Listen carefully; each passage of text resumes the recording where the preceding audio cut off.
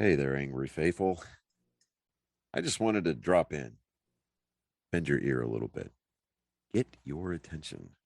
So if you're not listening, drop what you're doing and pay attention to me because I'm here to inform you that not only can you get your daily, maybe if you're binging it, I'm not sure, that's entirely up to you, but you can multiply your doses of angry me fuckery by paying attention to all of the platforms upon which you can find either the dulcet tones of my voice and David's voice or my pretty face and David's not so pretty face. Anyways, digressing, we not only we are on YouTube, we are on Spotify, we're on Rumble, we're on Google, Apple Podcast. We have a TikTok page. We're on Twitter, Instagram, and of course Facebook. So if you find yourself fuckery deprived, curl up with a nice hot mug of shut the fuck up and just listen. Open those ear holes and be prepared to be cream pied like it's the first time. Thanks for listening. Welcome, Angry Faithful. Today on Psychos and Sociopaths, we got a fairly new, this is like 4 to 3 days. Actually, 5 days. We got, what was his name? Wesley Brownlee. That's almost like a traditional serial killer name where it's 3 names. His last name is... It is kind of 3 names. His last name is Brownlee, but if his name was Wesley Brownlee, that'd be more of a white serial killer name. Exactly. You know, I had a talk with somebody, because there's another episode. He's into serial killers, and he listens to the show, and he goes up, he's like, hey, do you ever realize that most of the serial killers has like 3 names? I was like, well... Most people have 3 names. It's just, for whatever reason, when it's in the press, they like to put the middle name in there. Because you know why? This is why I think about it. What's the one embarrassing thing growing up? It's somebody middle name finding that out. They do your whole name. Yeah, and then Someone they start calling you by that. So they just feel like the worst punishment that they can give this person while the trial is going on is to let everybody know what that middle name is. Damn, hey, this person killed 15 people. His middle name's Wayne. What a loser. Or what would be even worse middle name? I was just going with John Wayne Gacy, but how about Lee Harvey Oswald? Oh, this guy killed the president. Harvey. Yeah. What a loser. That makes sense. But anyways, going on, he was accused of serial killer on Tuesday. This happened on October 18th of this week. And you'll get this on Saturday. But... and he was arraigned, and I followed it up. He did get they are doing all the charges they possibly can, and this the proceedings was overseen by San Joaquin County. San Joaquin. Joaquin. This is in California. Yeah. Why are all the big time serial killers in California? Population is a numbers game. It is a numbers game. Okay, yeah. But no, if you look at it, you got a couple in New York,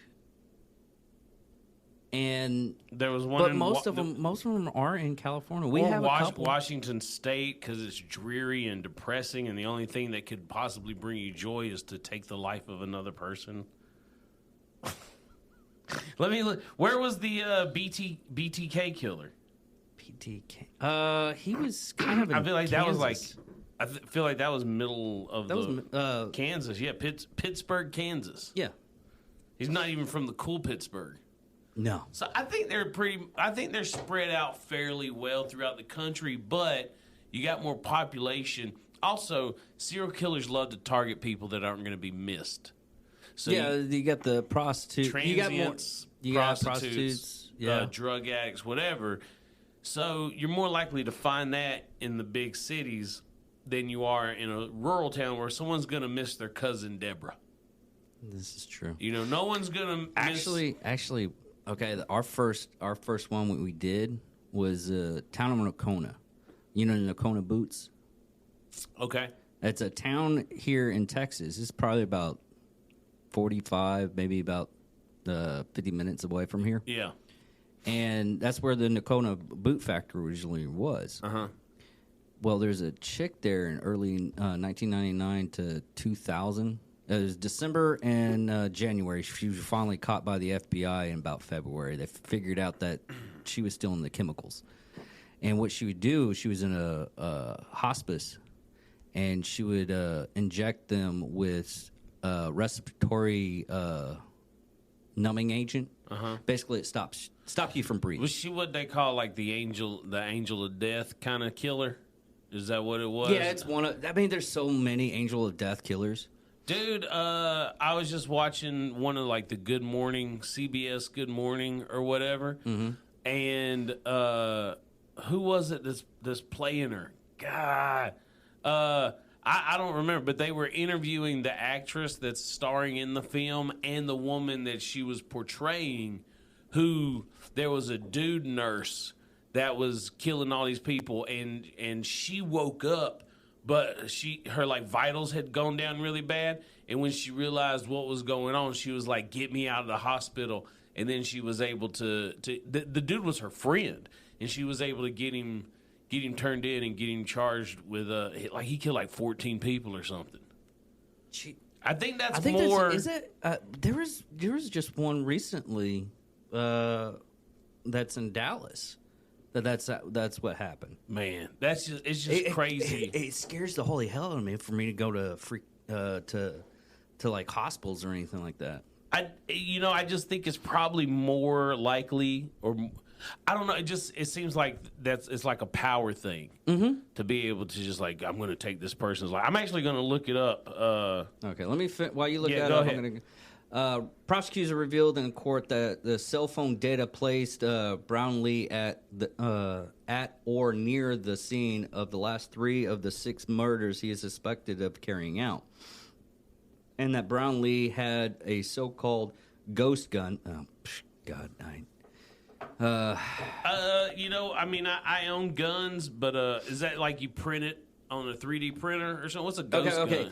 A ghost gun in the state of California is something that doesn't have a serial number. What it is someone just takes... they ground it off. Yeah. They filed it off or whatever. And before they actually named it that, it was a clean gun.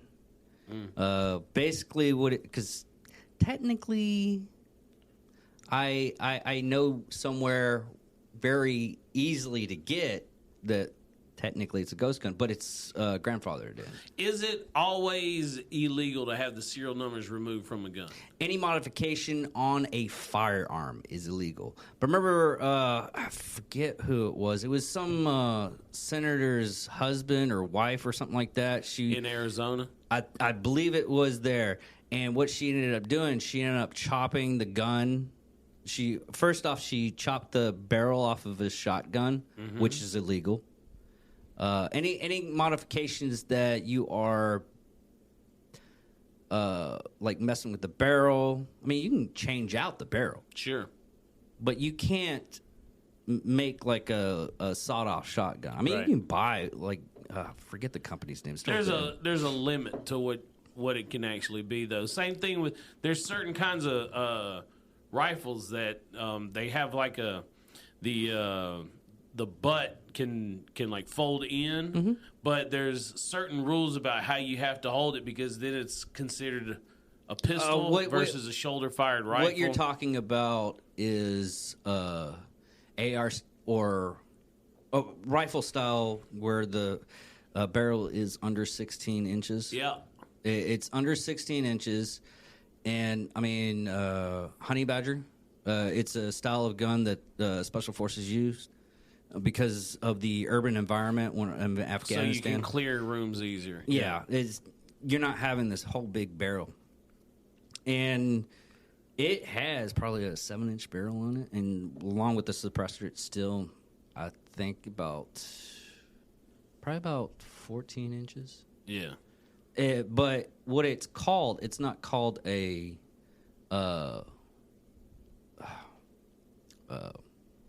stock. Mm-hmm. It's called a stabilizer. Okay. Pistols you're allowed to have a stabilizer on a pistol, Yes. but you can't have a full stock.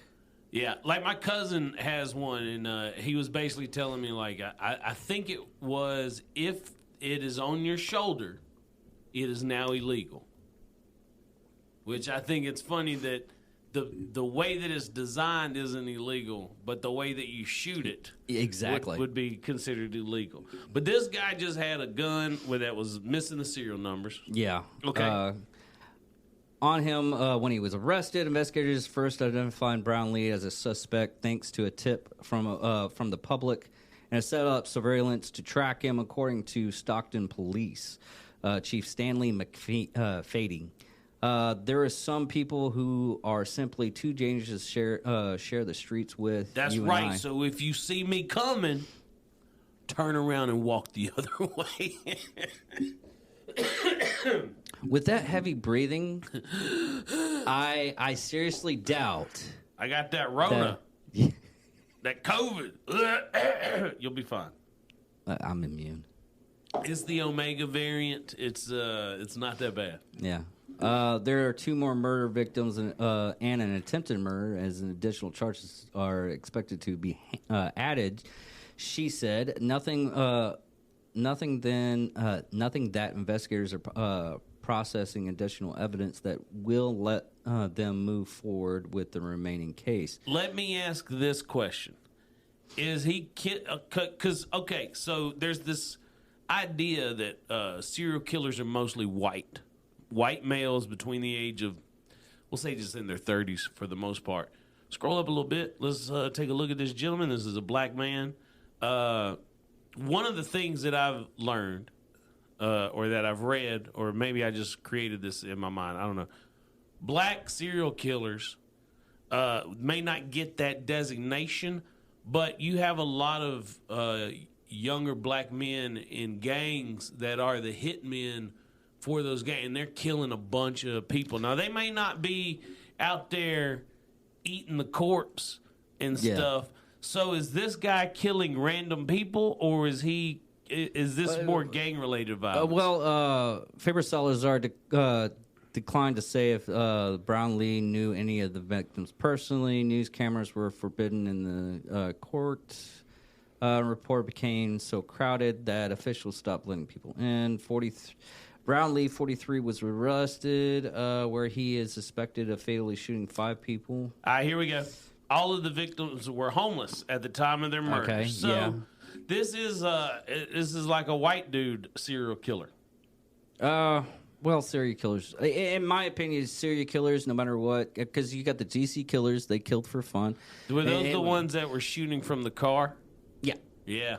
We did a couple episodes. We had to do like a 2-parter on that one because the information was so vast. And what set that off is he wanted to be more in his daughter's life.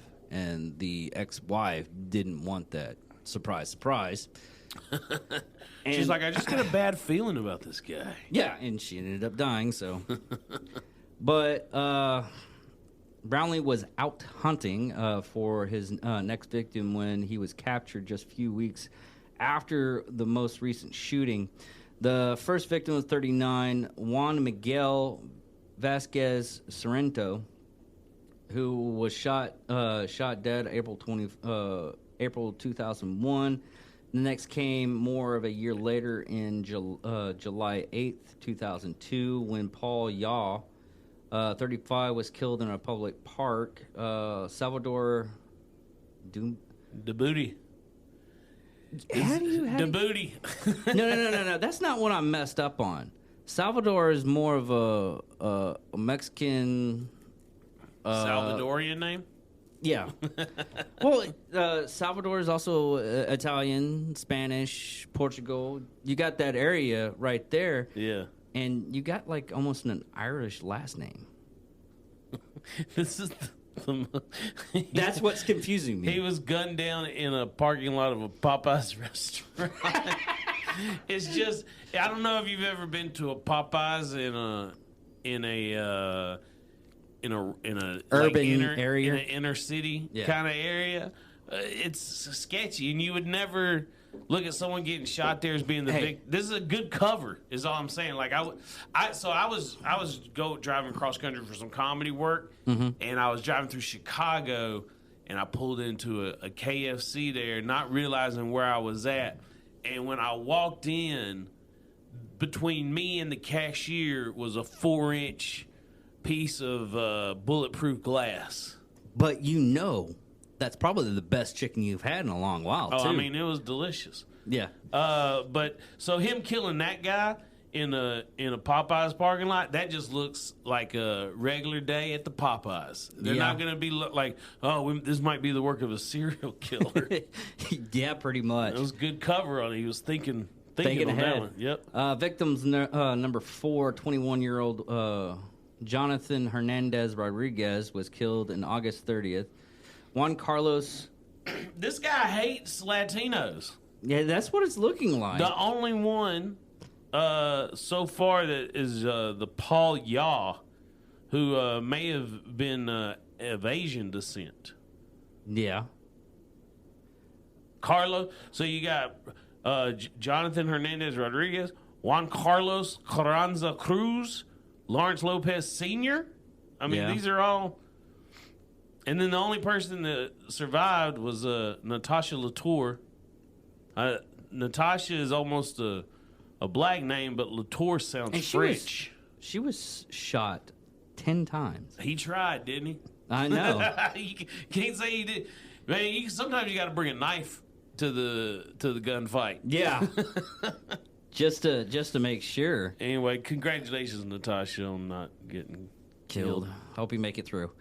Police have not yet determined the motive in the seemingly senseless killings, which cops initially said were linked to one another by ballistics evidence, but have described Brownlee as having been on a mission to kill. None of the victims apparently have been robbed, as their wallets and valuables were left. He was just whacking people. But they were homeless, so what kind of valuables might they have had? Okay, you got a good point there. It's basically he shot him. Could you imagine that? He's like, I'm going to start killing some homeless people. Start shooting them. It's like, I was expecting a little bit of money. Maybe they were robberies gone wrong. Maybe he was like, hey, give me all your money. And they were like, we're homeless. And he was like, pal. You know, like he just never learned the right people to rob. That would be hilarious if he was that dumb. I mean, he's a serial killer. Yeah. So. Well, most serial killers are actually pretty intelligent. I think that is false. I bet that is a stereotype that is falsely believed. Okay. The reason why I believe that you're right on this is because they get caught over stupid bullshit. Yeah, the ones... It's like a broken taillight. If I was going out to... murky people on a constant basis. I'd be doing a pre-check on my vehicle. Yeah, what do we call it in the military when you pre-check? Pre-check. Yeah. Yeah, just do a quick once around, make sure all the fluids are at the right level. Check the air in the tires. No busted blinkers or nothing like that. Yeah. You think he's dumb though? His cousin, Johnny Brownlee. He just goes, yeah, man. I just thought he was driving trucks, working like me. We're like, really? That's what you thought he was doing this whole time? Because you're not making any money killing people. No. He was like, yeah, he kept coming up short on rent, but I thought he was out there working, driving them trucks. Nah, he was killing people. Brownlee grew up in Oakland for just a few blocks from where his first victim died. Reached by phone. Brownlee's cousin, trucker Johnny Brownlee, told the Daily Beast that he was stunned to learn that the charges against him his relative. I'm shocked. Why are they always shocked? I'm shocked. I mean, I understand. He was such a fact- quiet. You know, I want my neighbors to make a lot of noise. I want them to make a lot. If my neighbors are quiet, I'm like, they're hiding something in the basement. Exactly. I want to hear a ruckus. Yeah. That way I know they ain't hiding shit. Yeah. If my neighbors are playing music late at night, they don't care if you call the cops. Yeah. You know? I mean, they're gonna be like, who's the punk? They called the cops on me, but they ain't got nothing to hide other than the loud music. Yeah. You know, that's the only thing. Or the stench of marijuana. Yeah, whatever. Or whatever drugs they do. Brownlee has criminal history dating back to May 1994 when he was arrested at the age of 14 on charges that he and 2 other boys sexually assaulted at 14. Oh, God. According to the court records obtained by Mercury News, 6 months later, Brownlee was charged with selling cocaine to an undercover cop and sentenced to house arrest. Now, here's my question. You know, let's see if he's smart or not. When he was selling that cocaine to the undercover cop, did he ask him if he was a cop or not? That's not what you do. Because they have to tell you. I've No. seen it in all the TV shows. Okay. From actual police officers. Look, let's do a scenario. You be the undercover cop. Okay. Hey, David, you want to buy some cocaine? No. Okay, yes, I You want to buy supposed some Yeah. cocaine. Hey, David, you want to buy some cocaine? Yeah, you got a couple of bricks? Yeah, but before we do this deal, are you a cop? No. Are you sure? Because you have to tell me. No, I don't. Okay, let's make the deal. Okay, you're arrested. Oh, you can't do that. That's against the law. You know how you do get it, I though? saw it on Law and Order. You know, okay, just for reference for everybody, the actual legal way to do it, what's your badge number? Oh, They have to tell you the badge number. Even if they're undercover? Even if they're undercover. By law. I don't believe that. Cops can just lie. That's actually the law. Cops are allowed to lie. Because if a cop is in a situation where he's in danger, and If you have a gun to your head and they keep on asking if you're a cop and your badge is yes, I'm gonna be fucking lying. I don't give a shit.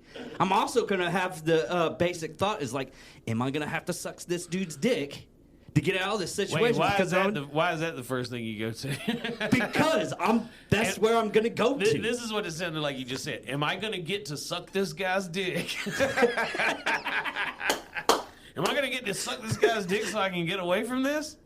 I mean, am I going to have to suck? That's what I meant to say. Am I going to have to?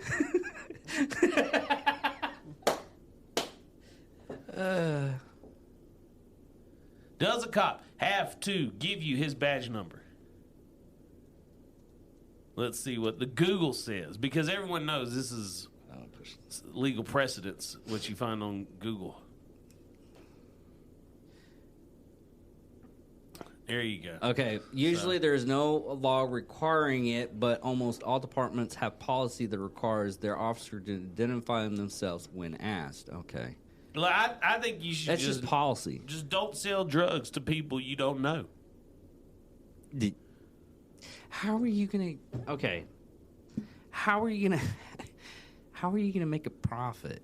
Because if you're not, how many times? Okay, it's like going up to Walmart. Okay, and imagine this: you're going up to Walmart, and you find like a brick of cocaine. Oh, you get every time I go to Walmart. It has a scan bar and everything. You go in, the cashier goes like, "Are you a cop?" No. Are you sure?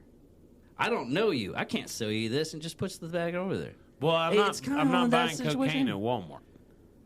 It would be like the great value of cocaine. You got to build up a clientele of people that you know. Yeah. Here's the trick: you got to get all your friends addicted to cocaine.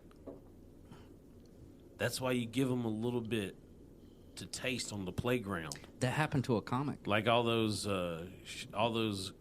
infomercials, or not, but the more you know commercials. No one ever came up to me on a playground and was like, "Hey, you want some of this cocaine?" That never happened. That happened. No. Well, actually, it did happen to me when I was at a party. Yeah, but a party? How old were you? 19. I see you But were yeah, an the adult there. whole playground thing. But no one ever and you have to agree that you were in bumfuck Egypt. I am now. Yes. No. I mean, when you're a kid. Oh, I got you.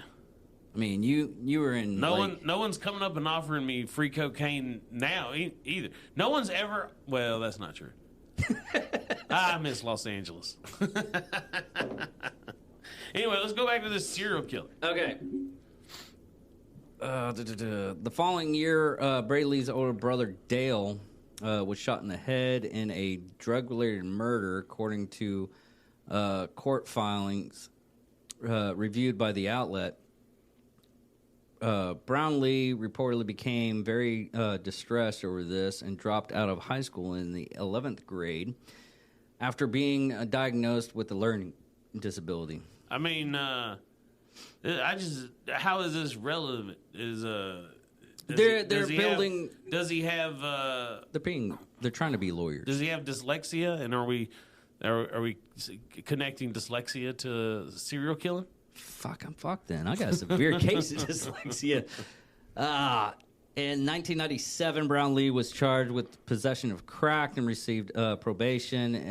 It was revoked when he was arrested again on drug charges and sentenced 2 years in state prison. Brownlee next arrest came in 2014 when police in Alameda County, Alameda. Yeah. Thank you. Busted him for selling drugs after pleading no contest. Brownlee served as still in jail and 3 years probation. Court record shows his record is otherwise peppered with low-level infractions such as speeding, failure to obey traffic signals. I do want to give him credit, though. So he went from 1997 to 2014 without another arrest for drugs. I mean, that's a pretty good. That's a 17-year. 12. 1997 to 2000. You got to add in the 2 years. That he could have been selling drugs in prison. He could have got in trouble in prison. So whether he was doing it or not, that was 17 years of staying clean, and then he started selling drugs again in Alameda County. That could be a country song.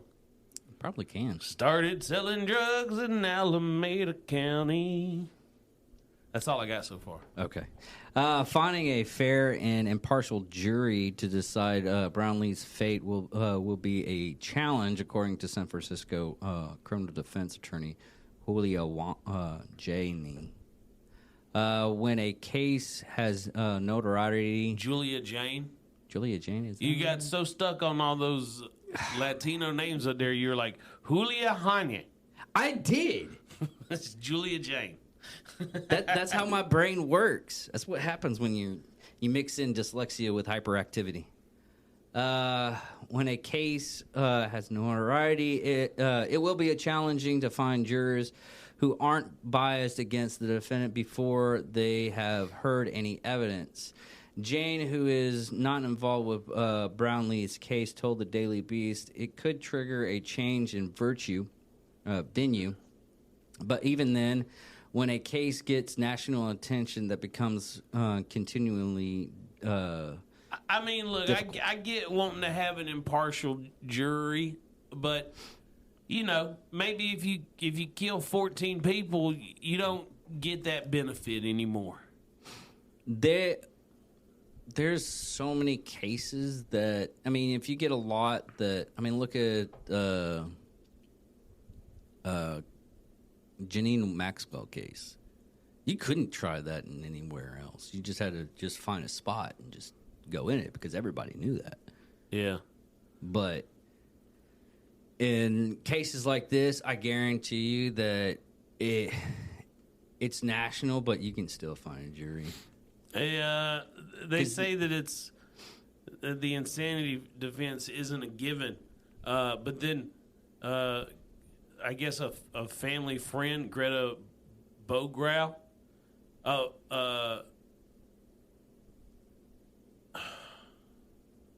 Let's see. Told the Daily Beast earlier this month nothing that. Oh no, her that was other. that. She's the mother of Paul Yao. Yeah. I want people to know that Paul was a good kid. Greta Boro told the Daily Beast earlier this month nothing that her other son died as a baby. He was a fun boy and he was always helping others. She said, he was a big kid. He was 6'3", and he was always taller than everyone else in class. And when he would see people getting picked on the other by the other kids, he would always stand up for the little guy. You got to wonder if maybe somebody else was getting messed with, and he stepped in, and then that's when Brownlee got him. That actually could.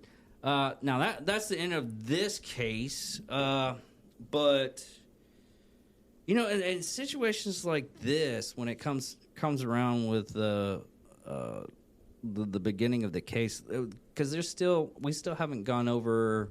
We need to go over the case that it was a tranny killer. Mm-hmm. I believe the correct term is transgender. Transgender. Yes. And it was funny because when we were reading it, he actually killed people in like 98. He got released, and then the cops found through CCTV that he had like a grocery cart and was just moving the next body. And this is in New York? Yeah, this is like... That's how a lot of the homeless move their junk around, is with those, like a shopping cart or something. Oh, and this person looked like they were homeless. It was a rough woman. You always got to figure out how to do it so that you don't seem out of place. Funny story. I had a job interview for Black Rifle Coffee for a producer. Mm-hmm. And I was talking to the HR lady, and we got probably around about 10 minutes, and then she asked what kind of podcast I went on. I was like, well, I have a sports show, a serial killer. She was a woman. So is there any time frame you say serial killer to a woman, they're interested. Yeah, every time. And for the next 20 minutes, we talked about how to get rid of a body. Best way is chop it up into pieces and then get some like, you can get, I won't give you the full, basically napalm. You get napalm and burn the body. It'll take about 4 to 5 hours. But sugar water.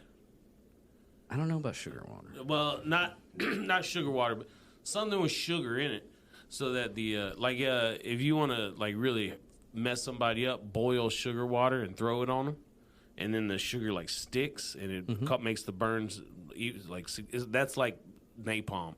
But maybe like if you had like a mixture with gasoline or kerosene, something with a lower burning point than gasoline, and he also had some sugar in it so that it spread over and like I don't know. Well, making napalm's freaking easy. I've never really been really. They didn't inclined teach you how to do that. I mean, no. If we were going to use napalm, I'm sure they would have just supplied it to us. This is true. But if I was going to be a serial killer, and I'm not one. Yeah, he has too big of a mouth. But if I was going to be a serial killer, it wouldn't be about disposing the body. That's not how you get caught. Who cares if they find the bodies? It's about getting connected to the body. Yeah. So, you know, it always has to be random. And you definitely can't have any survivors. And don't do it in your home. Like, that's Jeffrey Dahmer. He was bringing them back to his apartment. There was evidence all over the place. There's, like, heads and stuff in the refrigerator. There was the one that we went over, I think, last week. And this is, like, the third, I think, because I know Time Suck did one that I think was similar, but luckily I reviewed his stuff. And it was a totally different person, but for some reason, having an apartment complex that I guess in England you can take the floorboards out Yeah. and you can put the bodies in there. And that's what they did. It's just gonna smell. Yeah, that's always the case. And I'm like, and you have You're talking maggots. about West, Frank West. I can't remember. No, there's a couple of them that did It was it. a married couple, right? No, this was a gay dude. Oh, okay. This is an English gay dude. Aren't they all? I don't know. The Brits. Hello, Governor. Would you like for me to suck your dick? I don't know. That's a terrible British accent. But no, it's and it's the ones that are into necrophilia that keep the bodies, and most of them are into necrophilia. Yeah, you gotta kill the body, keep it as far away from you as possible. Don't use a gun. Kill them with a knife or something so that it can't be easily traced back to you. Buy a different knife every time. Toss it in the river when you're done. That's it. Just don't have anything that traces back to you. Well, my thinking is the people that you end up like using a rope to choke a person out with. Sure. You stash it with the body. Make sure you like wear gloves, heavy duty gloves, leather gloves. Yeah. So if you Rope fibers. yeah, They're going to find that in your car. They're going to find the rope fibers in your car. That's going to be a tough one. You know, you got to, I'm telling you, a blade. And I get it. It's hard to stab somebody. You feel it go in. But if you're in the killing game, you got to deal with a little squeamish stuff every now and then. yeah. I know this podcast isn't necessarily a how-to. I've had a couple of people that were add on and that we ended up having that discussions. It was a short episode and we just had that discussion of how do we get rid of a body. I was trying to get somebody from Fieldcraft Survival, and I ended up calling on a couple of cops to tell me. I was like, how would you stop a serial killer, or stop if you're like the victim part? Yeah, okay. And they were like, that's kind of tough, only because you don't know if you're going to be the victim or not. Here's one thing that I was looking at and reading recently, and that was the moment someone tries to restrain you, if they're gonna like tie you up, fight. Yeah. Fight. And they might stab you, they might kill you, but they may like get scared and run away at that point. But the moment you are restrained, the moment you're tied up, you're dead. You have no way to defend yourself at that point. So if someone is like, turn around, put your hands behind your back, charge them, fight them, do whatever you can, and die fighting, because either way you're gonna die. Yeah. So you might as well try to survive. Now I get it. If someone's just pointing a gun at you and telling you to give them your wallet or whatever, go ahead and comply with that. If they're just giving you instructions so that they can take something from you, let them have those things. But as soon as they start to act like they're going to restrain you, that's when you have to fight, because your life is going to end one way or the other unless you can somehow get out of it. Yeah, that's true. That's what we're told in when I was working corrections, is that if at any point in time that they move forward towards you, that's when you fight back. Yeah. It's that forward motion. You just topple over and you go attack first. Oh yeah. I mean, you can't. It's like if you ever like got into a fight on the playground, you never wanted to get punched first because you're immediately stunned. I know, like, it sucks to be the one who gets in trouble for throwing the first punch, but if you're gonna win the fight, it's best to land the first punch so that they're stunned and you go ahead. Same thing, like if someone's coming after you, if you're running from them, I mean, here's the one thing that's a little bit different is if someone pulls a knife on you, you should absolutely run. Yeah.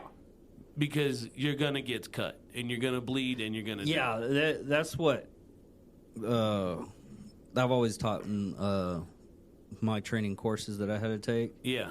especially for knife fighting. And they're like, if someone pulls a knife on you and you think you're the world's baddest motherfucker out there, run. Run. Get away from the knife. And Also, I'd rather get shot than get stabbed. People survive gunshots all the time. But if someone stabs you the right place, like you're gonna bleed out. Like stabbings are so much worse than gunshots. Yeah, absolutely, man. Like No. a gunshot going through and through. I've been stabbed before, and then it didn't hurt that bad. Oh, fuck Been that. Shot. That. I've been shot before, and How did you get shot? Easy. I was in the wrong place at the wrong fucking time. Oh man, was this after the military? Yeah. What were you shot with? 9mm. Okay, so not a 22, No. but not a 45 either. God. You say the 9mm hurt worse than getting stabbed? Yeah. And it was a serrated blade. Oof. Oh man, that just sends. Yeah, it I don't- sucks. I don't like it. Ugh. I mean, you can look at my hands. You can look at my hands. I've been cut so many times on my hands because I haven't been taking care of my hands that much. Right. And every time that I've gotten cut, Yeah, but I'm just thinking of the tip of the blade like going in. Ah, God. Ugh.